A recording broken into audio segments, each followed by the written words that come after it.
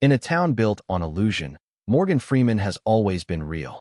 His voice, steady, patient, and wise, has narrated more than just movies. It has narrated humanity itself. But behind that calm authority lies a man who rarely gives his admiration easily. He's worked beside legends, played gods and convicts, presidents and poets. Yet, when Morgan Freeman speaks about the actors he truly loved, the world listens. At the top of that list is Clint Eastwood. No more, come on, no more now. No more, please. Freeman's silent ally and lifelong creative partner. Their bond began on Unforgiven, a film stripped of glamour and filled with truth. Freeman once said, Clint never needed to act tough. He simply was. Their friendship was built on stillness and respect, two craftsmen who understood that discipline is its own form of rebellion. Eastwood directed with silence. Freeman performed with grace. Together, they created stories that didn't demand attention. They earned it. Then there was Jessica Tandy, his co-star in Driving Miss Daisy. They're like having children in the house. They want something, they just take it.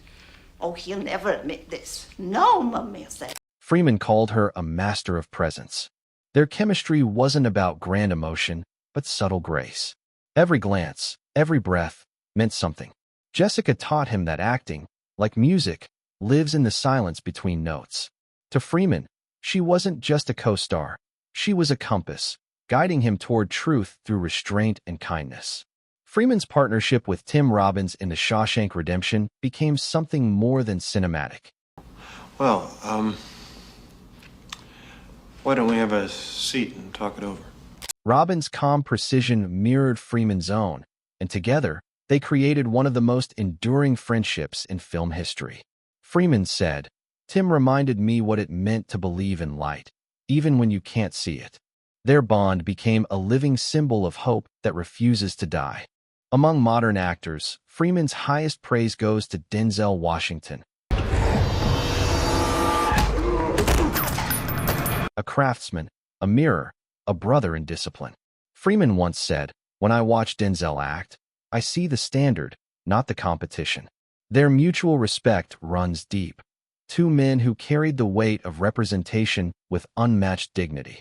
Freeman also admired Gene Hackman. And those orders to make a preemptive launch. Every second that we lose increases the chances that by the time our missiles arrive, whom he called the master of invisible power. Their work in Unforgiven showed two forces at opposite ends of morality. Hackman's stillness was magnetic, his control absolute. Freeman learned that true power doesn't announce itself, it simply exists. And finally, Sidney Poitier, Freeman's greatest inspiration and moral North Star. Freeman once said, he showed us the mountain and told us to climb. Poitier taught him that dignity doesn't demand respect, it commands it. His influence shaped Freeman's entire career, not just as an actor, but as a man who believed in grace, patience, and purpose.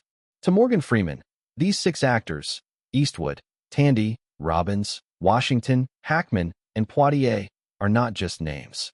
They are teachers. Each one reflected what Freeman values most: discipline, truth, and humanity. Their greatness didn't roar. It whispered, and that whisper still echoes through time. This is StarLoop News.